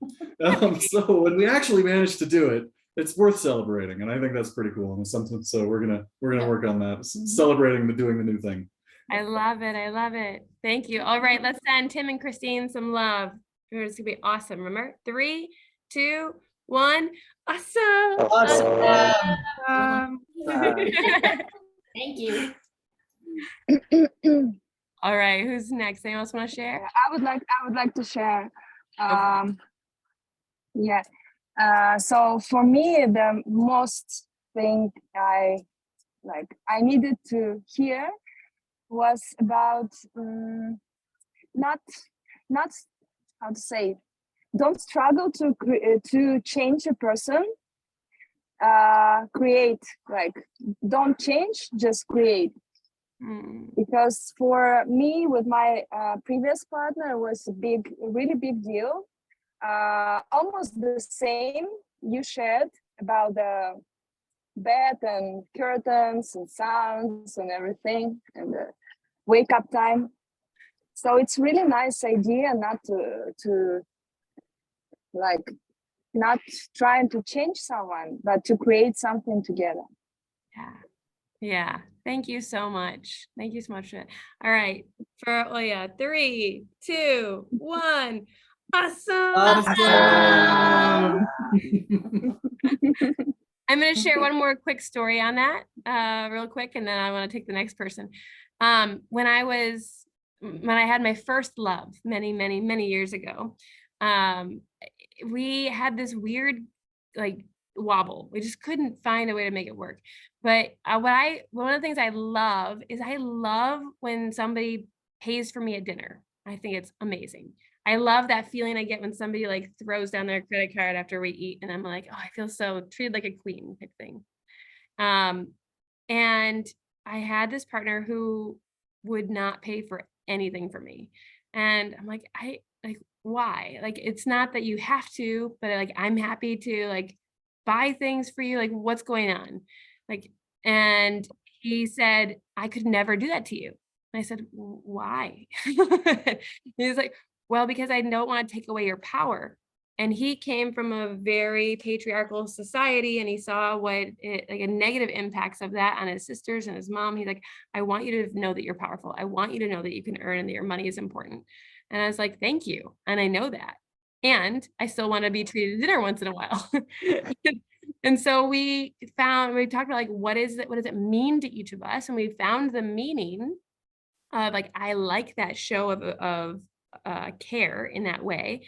And he didn't want to take away my power. We negotiated a new plan. So once a month, I would send him a bunch of money and he would take me out to dinners the whole month. And he felt like his values were being honored, and I felt like my desires were being honored, and everybody won. And it was like, and we just had to find our own unique way to create that synergy for us that worked for us. So when you feel these wobbles, disconnect, find that meaning, and then say, okay, from this place, instead of having the disconnect and the resentment or like feeling like you don't see me or understand me, it's like, okay, now what can we be curious about to create for us? Cool. So thank you for sharing that, Leah. We gave you your sparkles? Yes, we did. Okay, great. All right. Anyone else have a takeaway or aha moment you want to share?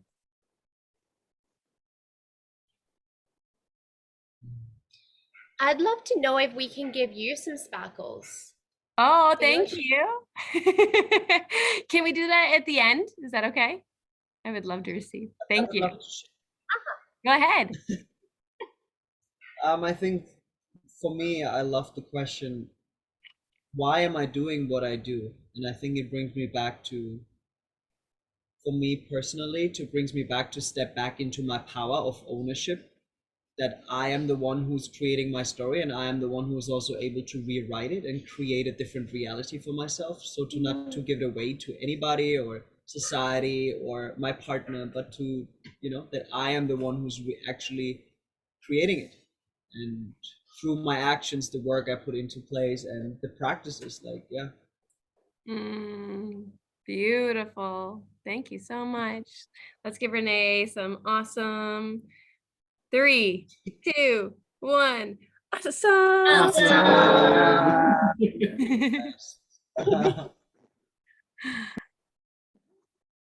Anyone else want to share? I'll share a moment, and this may be related to the other quote you said Jamin had, but in your Relearn Love process of change, you mentioned that really important part of that is practicing the tools, and that in the moment when you're already escalated, that's when you're triggered, that's not a moment that you can try to say, oh, let's try this new tool that we learned that haven't been practiced yet. So yeah, actually doing some exercises and practicing outside of that is an aha moment for me. Thank you for sharing. All right, let's give Michael some awesome love. 3, 2, 1. Awesome. Thank you. Thank you. Anyone else have anything they want to share? Any takeaways?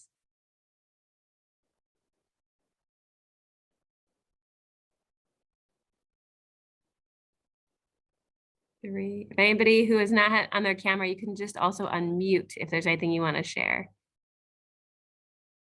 I think Cass, you mentioned Fred. Is there anything in particular about Fred that you wanted to speak into?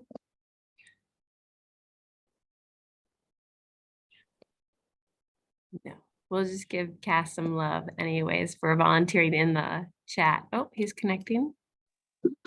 Sorry, we're navigating one or two phones next to each other. Okay. Yeah, it was just an idea I never thought of before, and I thought it was nice to consider the relationship like a third entity.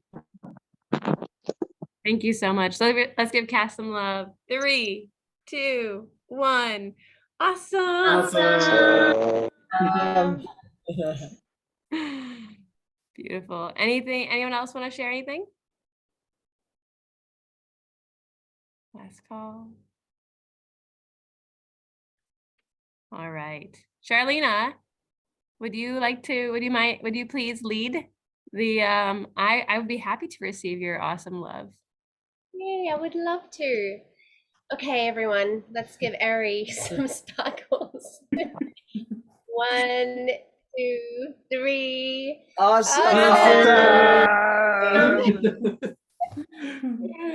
Thank you all. I really appreciate it. And I'm so glad you could join.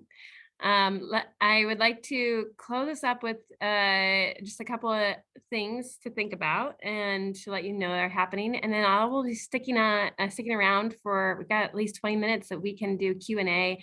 And if you don't know my work and my life, you can ask me anything you want. And if I don't feel comfortable, I will let you know I don't feel comfortable, but that doesn't happen very often. And I have a lot of experience around love and relationships, erotic blueprints, kink and BDSM, tantra, parenting, travel, all of how to make the relationships work in all these ways and all these crazy situations. So anything is fair game to ask, and I'm happy to help you guys like with whatever matters of the heart are heavy for you right now. I do private coaching and I am accepting new clients right now. Some of my clients are on this call, which I feel very tickled to see you here. So thank you. And tomorrow my book is officially being launched on Audible and iTunes, and it's called Relationship Agreements. It looks like this. If you want to check it out, it's a best-selling book, and it's got a ton of helpful practices in it that you can actually do. So if you're like, I want to start down this path more, there's a lot in here, and it's a good place to get started. Yeah. And I offer workshops and things. So if you are curious to know more, I think you're all on my newsletter now, and I'm always available. Just ping me if you're like, hey, I've got this thing, and we can talk about whether it's something I would do in a coaching container or whether I have a resource for you now if you need that now. So, all right. And with that, I would love to close us out with doing our 2-word checkout. Like in the beginning, we did our 2-word check-in of how you were. Now we're going to close out with saying your name and then the 2 words of how you're feeling now, and then we'll do Q&A. Okay, so I'll model that first. Again, my name is Eri, and I didn't do my 2 words when I checked in, did I? But right now I'm feeling excited and peaceful. Thank you. I'm just going to go in order of what I see on the screen. So Tim and Christine, can you go next? All right, Tim, I am feeling drained but hopeful.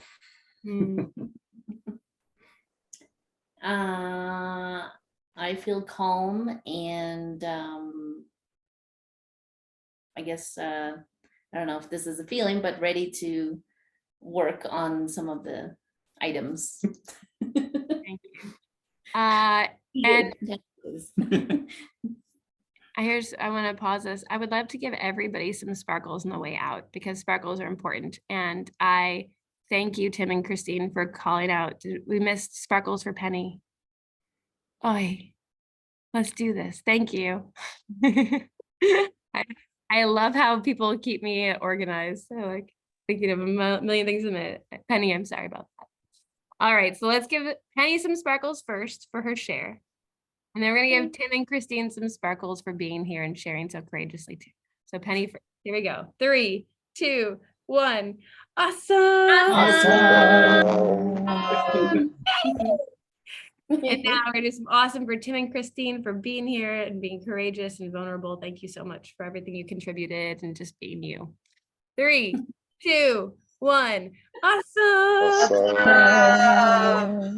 Thank you. Thank you. All right, Charlene and Renee.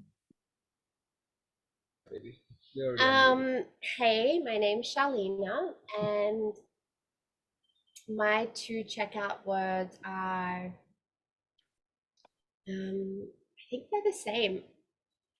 Excited and content. Thank you. And mine are grateful and nourished. Thank you. All right, let's give some love to these 2. 3, 2, 1. Awesome. Roberto. Oh, your sound is muted. Okay, Roberto, and I am feeling peaceful and I am feeling inspired. Thank you so much. Yay. Here we go. Let's give Roberto some love. 3, 2, 1.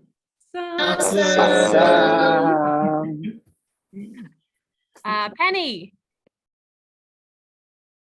Penny, my words checking in were hopeful and anxious, and now they're hopeful and curious. Thank you so much.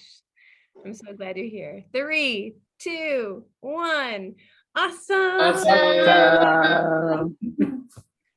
Right. I'm going to jump down to Ophelia and Cass. If you're available, you can make a sound or type. Yes. Well, I'm Ophelia, and my checkout words will be, I like grateful and inspired also. Yeah. I'd say curious, encouraged. Beautiful, beautiful. Thank you. Let's give them some love. So glad you guys made it. 3, 2, 1. Awesome. Yeah. All right. Let's go down to Olia. I don't know if you're there, babe. Yeah, I'm here with no video. All good. Yeah, so I'm feeling grateful and inspired. Thank you so much. Thank you. Thank you for being here. 3, 2, 1. Awesome. Thank you. Laura. Laura, if you want to type in the chat or unmute. Might not happen. Let's send Laura some love anyways for being here. Here we go. 3, 2, 1. Awesome. Thank you. Kat. Hi, I'm Kat still, and I am still sad, but I am also inspired. So thank you. You're welcome. Thank you for being here and owning all the emotions. 3, 2, 1. Awesome. Beautiful. Mike, who is partnered with Kat. Hi, yes, I'm feeling calm and curious. Thank you. 3, 2, 1. Awesome. And Michael J. Hi, I am now feeling contemplative and cold. Thank you. I hope you get warm soon. Thanks. 3, 2, 1. Awesome. Awesome. Thank you. Did I miss anyone? Great. Yes. Yes. Got it by the end. All right. Thank you everyone so much for joining. If you need to take off, you're welcome to take off. If you want to stick around for Q&A, stick around. I'll be here. And thank you again for joining. And I believe I signed all of you up for as like I wanted to give you an extra thank you gift, and it's for attending this. It's a 7-part video series on navigating conflict. If you don't see it, let me know and I will just email me and I'll make sure you get that. Okay? And unless you don't want it, in which case you can always unsubscribe. You do you, however you need to do you. All right, so Q&A, anything is fair game. Anyone have any questions? And Laura, it's okay, I'm glad you're still here even though you're having technical difficulties.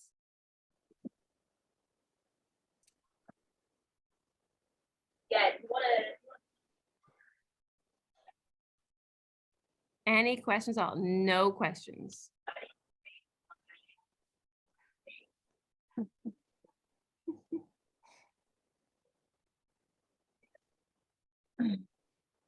I invite you to lean into the uncomfortable question you may have on your heart right now. If something is challenging, or if you've always been curious about something. I'll go. Yeah, thanks, Penny. So it's very, very much that whole follow a new model thing. So I'm sort of not in a relationship with somebody long distance. It feels like a relationship, but it's long distance. And I straight out asked if he wanted a relationship with me. And he said no. And I was devastated. But I decided to keep it going in the meantime. And then a friend of mine, a good friend of mine, challenged me. It's like, do you like what is happening now? And I said, yes. And how would labeling it a relationship change things? And I just, I'm still having that wobble about it. Yeah. So like, how do I get past that? Because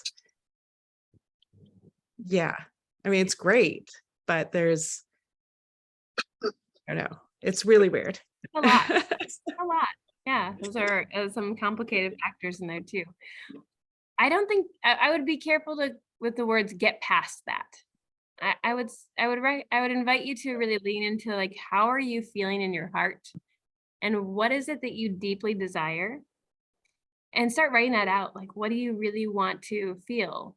There's a beautiful manifestation practice that I love doing, especially with, you can do it for work, you can do it for calling in love, but really figuring out not like a list of characteristics of what I want in a relationship of like, oh, he should be 6 foot tall and a lawyer and right, all that. But instead really looking at like, how do you feel? How do you want to feel? And so let's say it's like, the statement is, I feel blank when blank. So it's like, I feel loved when they, by the way they look at me.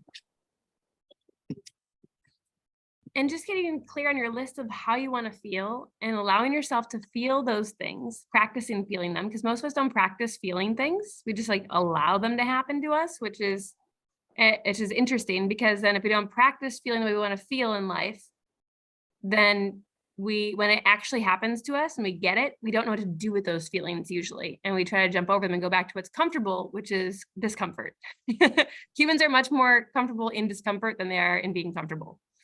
But we think that it should be easy for us. So practicing feeling that. So right now, if you are noticing that in this, whatever this is, this connection, if you're wanting to feel loved, if you're wanting to feel appreciated, and those things are happening, then how can you celebrate that right now? And then begin to question, and is this everything I want? Or is it really important to me that I get to say like that I am a girlfriend or a lover or whatever it is, and then explore what is that to him? What does relationship mean? To you, what does relationship mean? Because that word can have so many different meanings. Like when somebody says they're married, I don't even know what that means anymore, because there's so many different ways you can be married. Right? So it's like, question, what does the word relationship mean? Maybe that's a super triggering word for him. But maybe there's some sort of middle ground that you both might find that feels really authentically you. And you might have to make up a whole new word. He's my Twitter patty. I don't know. I was making something up. The first word that came to mind was flugelhorn. And I was like, no, that's actually a word. Don't do that one. But yeah, start to question all of that and see if you're meeting. And if not, if this guy is not able to meet, you can't find you're not actually feeling all the ways you want to feel. He's not willing to help you find a creative way to come together, then maybe this isn't the right person for you. And maybe it's like, okay, something in me knows that there's something different or better or more worthy of what I really deserve. In which case you can find a loving way to transform that into a friendship or whatever else you want and start calling in what you actually want fully. Cool? Yeah, no, thank you. You're welcome. Thanks for asking. All right. Anyone else? I got a question. So Christine's youngest brother we have a good relationship with him. He's single, doesn't want to be that way forever. And I don't know how to support him. I haven't spent much time with single people in a long time. So yeah, we were just spending some time with them, and I just realized, I'm like, I don't know actually how to support him in his situation right now. Yeah. So I was just curious. And he doesn't want to be single? Well, not forever. Yeah, not forever. He's actually become a lot more confident lately, which has been great. And so I think he's actually approaching a position where he would be a great partner for someone. Yeah, great. So the first thing I would do is whenever I get that curiosity of like, how could I, and there's somebody else involved, is I like to go to the source, because the source usually knows best. And they may not know. But I would go to him and have just if you guys are in a comfortable place and you guys can talk, I'd say, hey, I want to support you on this relationship journey. Like Christine and I have been on it for a while. We've been figuring stuff out and we've learned a lot of stuff. And I'm just curious, is there anything that we can do to support you? Is there any questions you have or anything that you are feeling like you want some guidance on, or like accountability, or like, how can I be there for you? And just see what he comes up with first. And if he's like, dude, I don't know, but he still seems like he wants to, like, that he would be open to receiving support, I would I would just start asking him questions. You're like, there's a really amazing tool, or amazing, if you've never heard of the Karpman drama triangle, I want everybody in the world to know about this. It's an amazing tool. But it's this theory that there are 3 different roles that oftentimes people can get sucked into. And I'm not going to go deeply into it, but the Karpman drama triangle, the first one is a victim mindset. And then there's a victim, then the rescuer swoops in.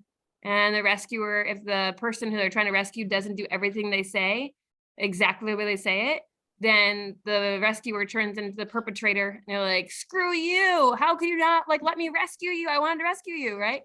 And then eventually they turn themselves into a victim. They're like, woe is me. Like, I was just trying to save them. They wouldn't let, and they become the victim. Well, sometimes we also project that on people. Oh, the poor guy, he's such a victim. He can't do anything. It's like, instead of viewing him as and I don't know how you're viewing him, but instead be like, oh, poor guy, he's still single, then it's like, can you view him as a creator? He's the creator of his own life. He's the creator. And so instead of being the rescuer, how can you be the coach? And great coaches ask great questions. It's just asking like, hey, what is it that you want? How are you, like, what are you doing to try to get that thing that you want? Because, you know, like, we're also working on getting what we want all the time, and it's hard. So what's going on? What are you doing? And then instead of the perpetrator, you get to become the challenger, and it's healthy challenges of like, okay, cool, I hear you're doing that. How can I help hold you accountable? You know, oh, you want to make sure you go to a social, like an online speaking event at least once a month. Cool. Well, how about you tell me after you do it? You know, or, you know, it's like, how can you like really encourage this person to be the creator of their own life? The creator, the coach, and the challenger is going to help both of you get more of what you want without it becoming enmeshed or him dependent on you. Cool? Cool. Yeah, that's helpful. Thank you. Welcome. Thanks for asking. Any other questions? Got time for one or two more. Charlena. Hey, I have a question. I'm gonna try and like, it's like a question in my mind, so I'm gonna try. So we were having a chat. We were having a chat yesterday about freedom, and it came up in like a really random way. We were talking about like travel, and I was like, oh my God, this time I was in India and I got dreadlocks, and it was terrible but fun, and I just felt so free during that time of my life. And Renee was like, do you feel that free now? And I was like, not really. And then it brought in this really cool discussion of like what it is that creates freedom for us. And for me, it's like being able to change my mind if I want to at any given time. But that's really difficult because then if I'm like, okay, if we make an agreement, this was the example, right? So the agreement is, okay, let's be off our phones tonight at 7 p.m. together. And then I want to check something because I changed my mind. I want to be able to do that. And for Renee to feel like disappointed, like I understand, but also just to be like, okay, but that's her experience. And if at least if I'm sharing that with you and not lying about it, then I just want to feel free to change my mind if I want to. But how to do that when, you know, without having like an obligation, or do you know what I'm trying to say? Totally. So this is one of those times where the more you practice the things in everyday life, it gets easier and easier. But remember that story that most of us were fed was that you have to become like joined at the hip once you become a couple, and you need to pretty much morph into the same person and always be caregiving each other. There's a difference between taking care of your partner and caregiving them. So it's like we all have the masculine and feminine inside of us. And in general, our masculine energy wants freedom, and in general, our feminine side wants safety, and we need to find that balance. And the only way we can find the balance is when we create a culture where we get to be authentically ourselves, and we get to make requests, and we get to own our desires. And the more we lean into this, it's super scary to do. It's super scary for most people. But the more we do it and we practice doing it for the other person and talking about like what it means to us, the more we're going to get what we want and what we desire. So for example, if you knew you wanted to change, if you guys had a plan and it's like, okay, we are scheduled for our date night at 6 o'clock. And then it turns out the circus is coming to town. There's only one night that it's here, 6 o'clock on our date night. You're like, I love you. And like a part of you is like, a part of me wants to. And don't make it all about your whole self, because it's okay that you're complicated and it's okay that you have multiple emotions, right? It's like a part of me really wants to go on our date because I know it's so good for us. And I know how much it means to you that we keep this regular time and feeling consistent. And a part of me really wants to go to the circus. And I would just feel like I could like feel more like alive and excited to go do this. Here's what it would mean to me. And then you get a chance to turn it over to them and you say, what does this mean to you? What would it mean to you if I said, hey, I don't want to do our date night tonight? And then you get to hear what's coming up for them. And you never know. It might turn out that, oh, cool, that's great. I was thinking about going to the circus too, or I was thinking about, just wanting to be alone tonight. And I didn't want to say it because I didn't want to hurt your feelings, right? It's like, how do we lean into all the different parts of us and then say, okay, now what can we create? We're going back to that role of creators together. You get to co-create. And you get to think about Fred. I need to think about the relationship. And maybe it's like, hey, after we discussed the meaning and was there, we just haven't been in a great spot. And so I think the best thing for us to do would say, I know the circus is awesome. We'll catch it next time. Or it might be, we're in a really good spot and I think you're going to feel way more free if you just go to the circus tonight. Or maybe we both go to the circus. Or maybe we move our date night to Friday night and we do the circus tonight. Like there's so many possibilities of what you're going to do, but we don't think of them when we're in this place of constriction, when we're like holding on to like, a part of me really wants to do this, but I'm afraid of hurting the other person. Which means that we're taking the power away from that other person to be in charge of their own emotions and their own experience. And we're trying to control them. And that's not healthy either. So how do you own your own desires, lovingly bring your truth with compassion to them, and hold space for what they say? And then together you get to create. And it might be way more better than either of you ever imagined had you not spoken into that. I love that. Thank you. You're welcome.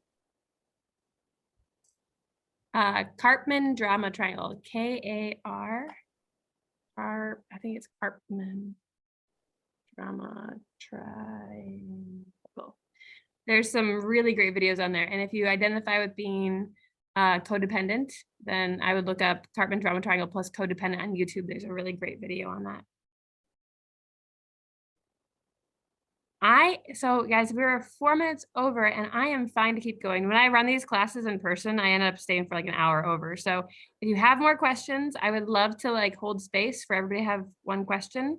And if you're feeling complete, then you can hang out or you can take off, whatever you want to do.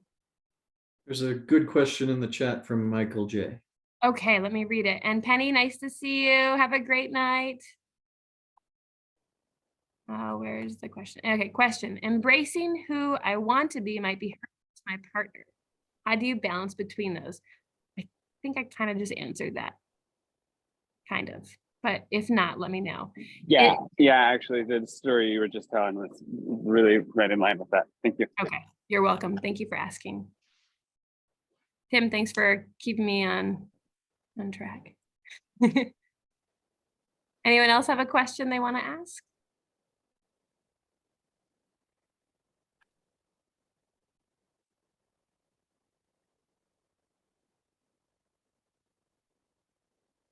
Ten more seconds. Lean into the discomfort of asking. You can ping, Renee, do you have a question? Are you waving? Yes, it's related to hers. Okay. Because what I heard from your sharing was that when it's about that the circus is coming, so we talk about before we enter the date night, we talk about the evening. So the situation that we have been in was that we were talking about, we both made an agreement. Shalina brought up like, hey, let's be off our phones at 7.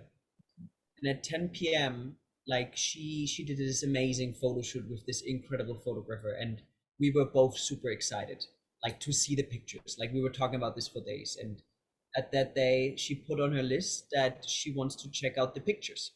Mm-hmm. And then she decided to look at the pictures in the evening at 10, and then she was like, hey, I looked at the pictures, or I don't know how you said it. I don't want to. Like, hey, I know we're not meant to be on my phone, on our phones, but Julia put some of the pictures up today, so I thought we could look at it together.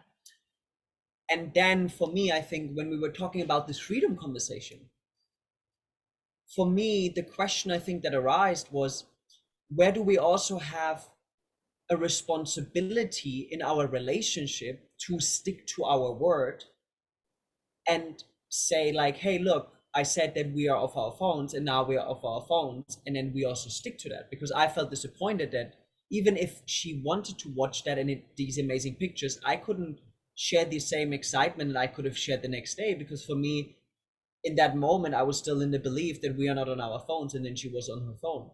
And for me, when we proposed the freedom conversation, what came up was for her, freedom was that she can do, if she wants to be on her phone, she wants to be on her phone. And for me in that moment, that felt, for me personally, it felt like a lack of responsibility of what she would say she would stick to. And this is, I think, where I was like, okay, is that now freedom? Is that, and where comes relationship into play, and how we kind of like make agreements and whatsoever. So I think maybe this is the clarity I'm looking for from my side to that. Yeah, great question. And I can, my perception is, or the story that I have is that, so in this example that you're giving, that Charlena really was seeking the freedom, and a part of you is really seeking the safety of the structure and the agreement. And so, you know, they're oftentimes they're going to just feel like they're at odds, like safety and freedom or feel at odds. But speaking into that is where the magic is. So, you know, I'll oftentimes, you know, I'm going to, in general, the masculine energy really wants to be on the like the discipline. The discipline is really powerful, and the feminine often wants to be in the flow and like, what does my intuition tell me? Where do I need to go with this? So they can also feel at odds, but they don't have to be. So creating these structures can be really helpful. And, you know, I'm a partner dancer, and when I start teaching partner dance, I teach just the foundations over and over and over again. And I don't teach people how to do a combination or choreography, because then people are set in this idea that this is the only way you can do something. So instead, I'm like, here's the foundation. Here's the base moves you need to know, so that later when you're an advanced dancer, you can break all the rules because you have a solid foundation and you know how to break them well. And like, then you're not stuck in something. So if you guys have a solid foundation where you're like, we have this agreement, we've been practicing it, and now sometimes we're going to go outside of that, but we're going to do it with agreement, and we're going to call it out that we are choosing to break the agreement we already have. And you guys get to run your own life. It's not like I'm going to like all of a sudden pop up and be like, no, discipline. It's like, it should be hilarious if I could do that for people. But I mean, if you bring your whip and handcuffs, I'm all for it, Eric. Excellent. But in this case, it's like, okay, but call it out and name what it is. Don't pretend like that agreement isn't there. Say, hey, babe, I know we have an agreement to be off our phones, which I think I heard you say. And this is what's coming up. And a part of me, remember, a part of me, that's a really magical phrase. A part of me really just has so much excitement that I want to do it tonight. And I want to share it with you. And here's what it would mean to me. You know, like, here's why it's worth going outside the norm. What would it mean to you? And again, it's flipping it back over. And Renee might say, you know, I feel like it's out of integrity for us. And I would have more excitement if we made time to do this tomorrow morning after our practices. Can we do that? And I think I would feel like, just hearing that from you, I feel considered, because she's considering me before she's actually doing it. Yes, and that's the key part. I think if she would have even like asked me, hey, I got the pictures, I haven't looked at them yet, but would you love to look at them together? I think I would have been like, fuck yes, let's just look at them. Like, I don't give a shit. Like, you know, yeah, cool. And it's I really even like coming back to, are you feeling considered? So yeah. call it out. Don't try to dance around it. Okay, cool. And what I also felt through your sharing today was that even like what came up to me is like, okay, cool. So what if we even like even almost like stepping into that power of creating your own reality in a way of like, okay, cool. If we have an agreement, we are off of our phones, and she needs the freedom that she can just go with the flow. If she just wants to check one more time, then this is just part of the agreement. Okay, look, we just want, each one of us can just check the phone one more time. Even in that time where we say we're not on our phones, but you are allowed to, or we are allowed to check it one more time. And after that, we're just like, yeah, that's cool. That really encouraged me to outside the box, you know, and to not put any labels on it, which is limiting it in this, even like here seeing it now, you say you do something instead of recreating it, like almost like, yeah. And that part that you mentioned about being considered is gonna be so important for you both. So it's like, call it out. Even though like I may know in my head, I'm just gonna spend 30 seconds to check and see if that person sent the email that I was looking for. I know that Jamin doesn't know that. So I need to say, hey babe, I know we're in our like off the phone time, and I'm waiting to hear for this email. I would like to have 2 minutes of time, and I'll set a timer, and then I'll be back and I'll be like in presence with you. Okay. Right. And so and then he's like, yeah, take 10 minutes if you need to, right? It's like, then he can give more because he's feeling considered. And if I just jumped on my phone, he might be like, what the heck? She just like is so rude. She just doesn't even think about me. She just hops on her phone in the middle of our agreement. It's going to be like an hour. She's going to be gone. You know, like she doesn't even care about the rules or agreement. Like all the stories start coming up. But instead, if you just call it out and you're on the same team, you take care of each other, you guys can do so much. You can have everything you want. Most people just don't think they can have what they want if they actually asked for it or they spoke into it. Thank you, Eri. Thank you, Eri. Any other questions? I'll take one more, I think, and then close it out.